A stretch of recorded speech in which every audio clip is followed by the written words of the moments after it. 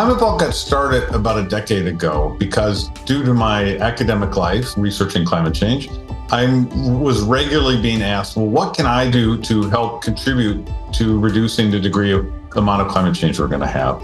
And people would say things like, I'm recycling, or I'm involved in some kind of offset project or something like that.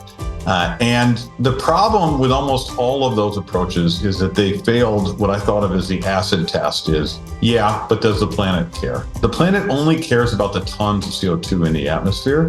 And a lot of those activities were just failing to meet the mark there. And so there was a blindingly obvious solution, I thought, and that solution was to find a credible way for people to reduce their carbon footprint. And Climate Vault was started to provide people with that opportunity.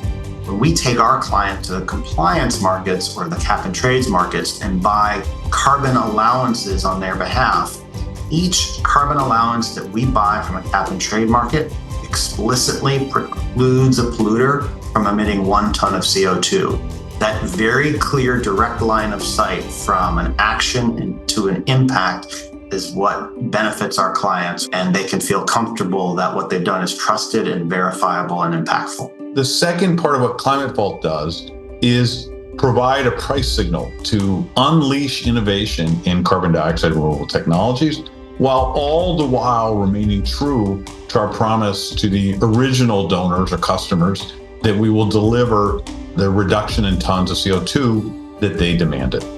I think there have been 2 great achievements in Climate Vault's short 3-year history. We prevented more than 1.1 million tons of CO2 from having been released in the atmosphere, which roughly speaking has about a $250 million benefit to society. And then we have helped scale carbon dioxide removal technology by making an advanced market commitment to buy CO2 removal in the future. Our values are really simple. We think that climate change is the challenge of our generation. And as such, we wanted to find a way to make a contribution to that because we can already see the damages that climate change are causing.